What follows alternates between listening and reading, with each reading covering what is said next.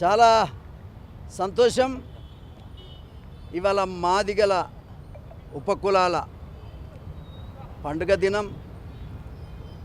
ఎన్నో ఏళ్ళుగా ఎదురు చూసి స్వతంత్ర ఫలాలు అందలేదని 30 సంవత్సరాలుగా పోరాటం చేస్తున్నటువంటి ఈ పోరాటం నా కళ 70 సంవత్సరాలు ఉన్నటువంటి నా కళ 30 సంవత్సరాలు చేస్తున్నటువంటి పోరాటం నేను నా తమ్ముడు మందకృష్ణ కలిసి చేసిన పోరాటం ఇది.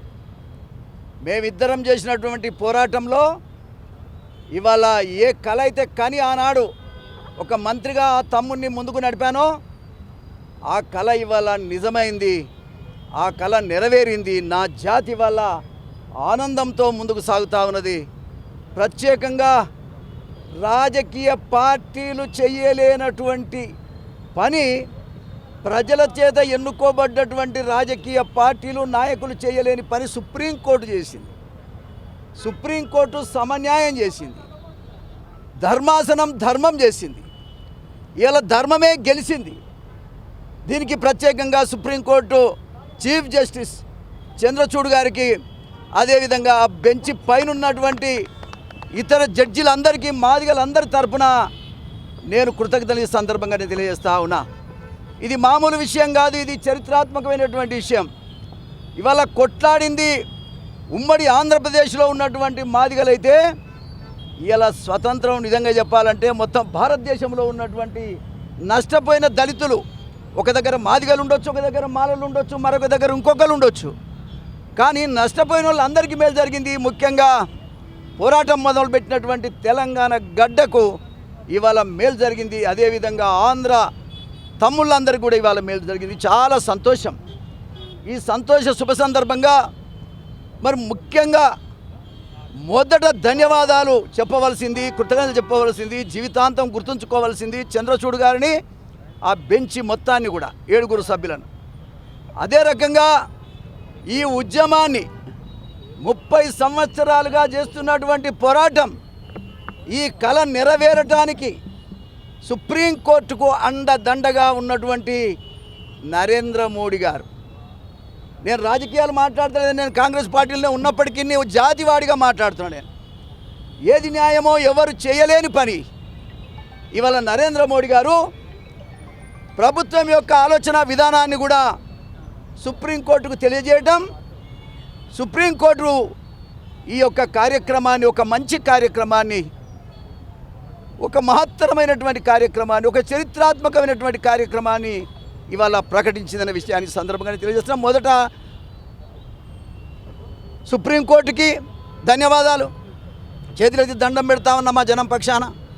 అదేవిధంగా నరేంద్ర మోడీ గారికి మాదిగల పక్షాన, మాదిగ కులం మీటింగ్లకు వచ్చి మాదిగ కులం యొక్క గౌరవాన్ని పెంచినటువంటి వాడు నరేంద్ర మోడీ.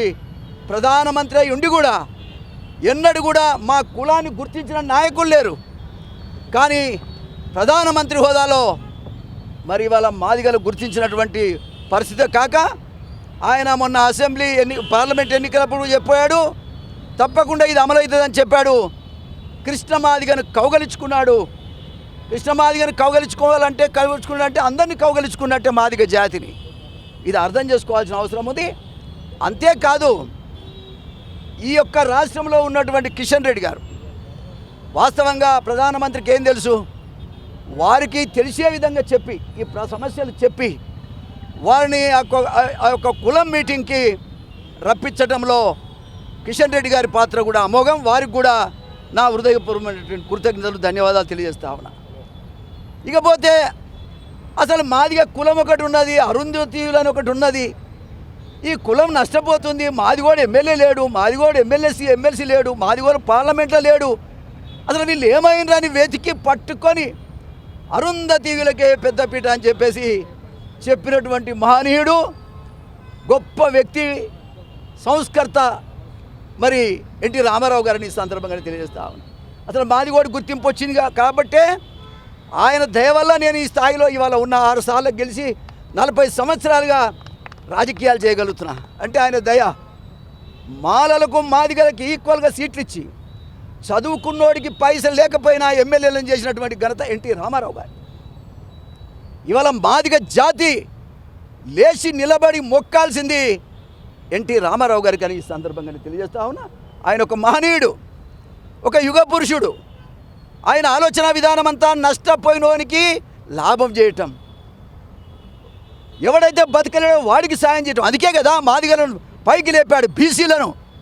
బీసీలకు కూడా 20% లోకల్ బాడీస్లో మొట్టమొదట భారతదేశంలో రిజర్వేషన్ ఇచ్చినటువంటి మహనీయుడు ఎన్టీ రామారావు గారు. అదేవిధంగా బీసీలకు ప్రముఖ స్థానాలు ఇచ్చి పైకి తెచ్చినప్పుడు కూడా ఎన్టీ రామారావు గారు. అదే రకంగా మహిళలకు కూడా చేశాడు. అతను నేను ఎందుకు చెప్తానంటే ఎన్టీ రామారావు గారు ఆయన మామూలు వ్యక్తి కాదు. అందరివాడుగా కొనసాగినటువంటి వ్యక్తి, అందరికీ న్యాయం చేసినటువంటి వ్యక్తి ఎన్టీ రామారావు గారు.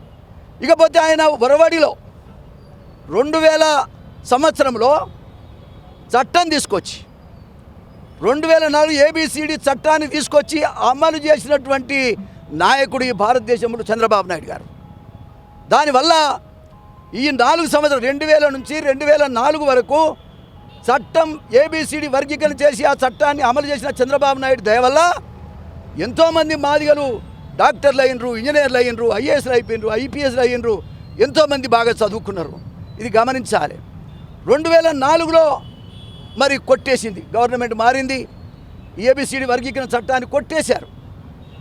అంటే 20 సంవత్సరాలు 2004లో కొట్టేస్తే 2024 20 సంవత్సరాలు మాదిగ జాతి ఎంత నష్టపోయిందో ఇవాళ అర్థం చేసుకోవాల్సిన అవసరం ఉంది. ఏది ఏమైనా చంద్రబాబు నాయుడు గారు చేసినటువంటి చట్టమే ఇవాళ భారతదేశంలో ఉన్నటువంటి ముఖ్యంగా ధర్మాసనం, సుప్రీంకోర్టు, చంద్రచూడ్ గారు ప్రకటించినటువంటి ప్రకటన చట్టం చంద్రబాబు నాయుడు గారు చేసిందే. వాళ్ళు కూడా ఇలా అమలు చేసిరని కూడా ఈ సందర్భంగా తెలియజేస్తా ఉన్నా. ముఖ్యంగా చంద్రబాబు నాయుడు గారికి ధన్యవాదాలు ఈ సందర్భంగా తెలియజేస్తా ఉన్నా. ఇకపోతే ఇవాళ గమనించవలసింది ఏంటంటే, సరే అందరూ మాకు సాయం చేశారు. కేసీఆర్ కూడా ఆయన గవర్నమెంట్ వచ్చిన తర్వాత ఇమ్మీడియట్గా రెజల్యూషన్ పాస్ చేశాడు. రెజల్యూషన్ పాస్ చేసి కేంద్రానికి పంపారు. వారికి కూడా ధన్యవాదాలు. అదేవిధంగా ఇవాళ మా రేవంత్ రెడ్డి గారు, మా తమ్ముడు, అంటే నన్ను ఎటు కాకుండా ఉంచిండనుకో అది వేరే విషయం. కానీ ఈ విషయంలో మటుకి నిన్న అసెంబ్లీలో అవసరమైతే ఆర్డినెన్స్ తీసుకొచ్చి అయినా గ్రూప్ 1 పరీక్షలు కానీ, గ్రూప్ 2 కానీ, గ్రూప్ 3 కానీ అన్ని పరీక్షలు కూడా రద్దు చేసి అవసరమైతే ఆర్డినెన్స్ తీసుకొచ్చి అయినా ABCD చట్టాన్ని అమలు చేస్తానని ప్రకటించిండు. వారికి కూడా ఈ సందర్భంగా నేను ధన్యవాదాలు తెలియజేస్తా ఉన్నా. కాంగ్రెస్ పార్టీ బతికుండాలంటే మాదిగలు బతికుండాలి, పార్టీ పరంగా ఉండాలంటే కూడా అసలు మాదిగలు ఓటేస్తేనే మొన్న కాంగ్రెస్ గవర్నమెంట్ వచ్చింది. మాదిగ బిడ్డగా మొట్టమొదట ముఖ్యమంత్రి అయితే ఎవరైతే కాంగ్రెస్ వస్తుంది, సోనియా గాంధీ తెలంగాణ ఇచ్చింది, ఆమెకు ఒకసారి అవకాశం ఇవ్వాలని చెప్పింది నేను. అయితే మరి మాదిగలంతా ఓట్లేస్తే అధికారం వచ్చి కాంగ్రెస్ పార్టీ వల్ల మాకు కొంచెం నష్టం జరిగింది. పార్లమెంట్లో సీట్ లేదు, మాకు 80 లక్షలు ఉన్నా.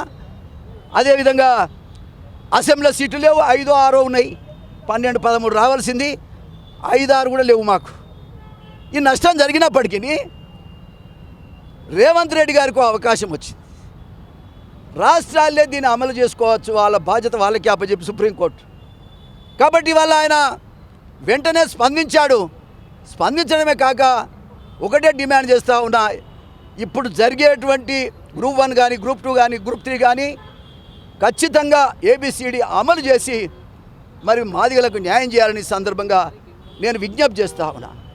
నా విజ్ఞప్తిని కూడా ఒక సీనియర్ నాయకుడిగా, ఒక దళితుడిగా 30 సంవత్సరాలు ఈ ఉద్యమానికి అన్ని రంగాల్లో ముందుండి పనిచేసినటువంటి వ్యక్తిగా మందకృష్ణ నా తమ్ముడు నేను కలిసి మొట్టమొదట నిర్ణయం చేసినటువంటి 30 సంవత్సరాల కింద చేసిన నిర్ణయం ఇలా అమలైంది.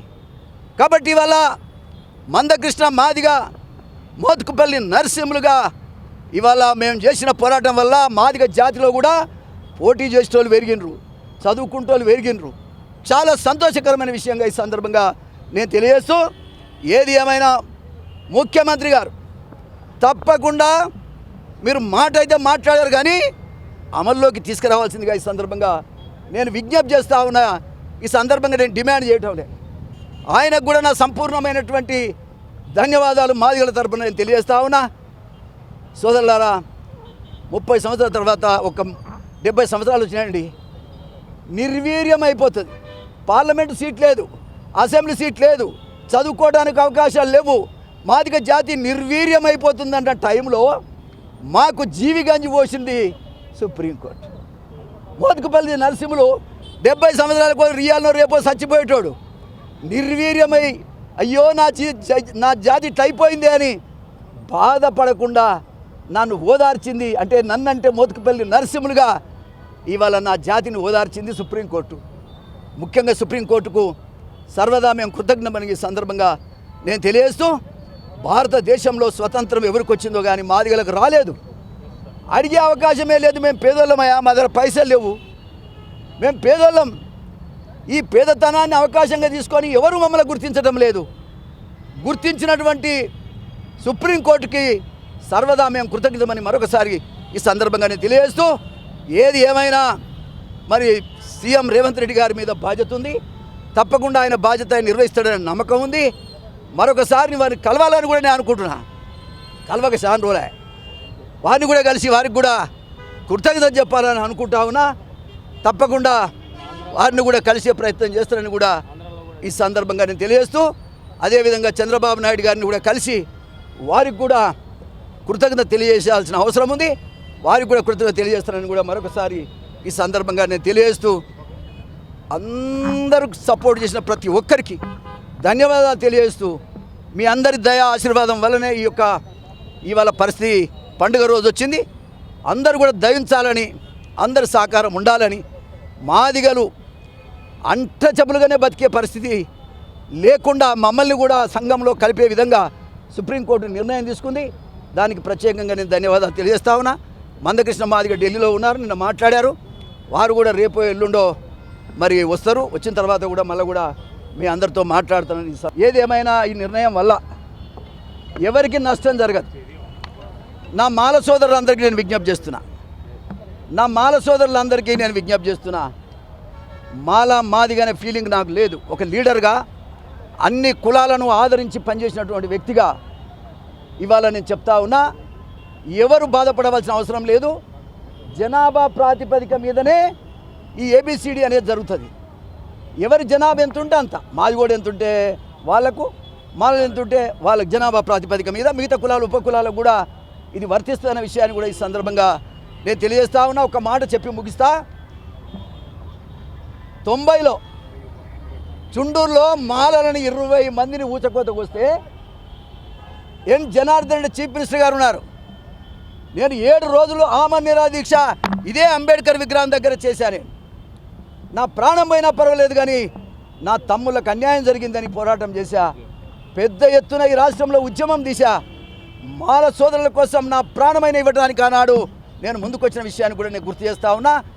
నేనేదో స్వార్థం నాకు లేదు, కానీ నష్టపోయిన వాళ్ళు ఇంకెవరైనా సరే వాళ్ళకు కూడా న్యాయం జరగాలిగా. మన మాలమాదిగలమే కాదు కదా, బీసీల కోసం కూడా, మరి అదేవిధంగా ఎస్టీల కోసం కూడా, అందరి కోసం కూడా మనం పనిచేయాల్సినటువంటి అవసరం ఉంది.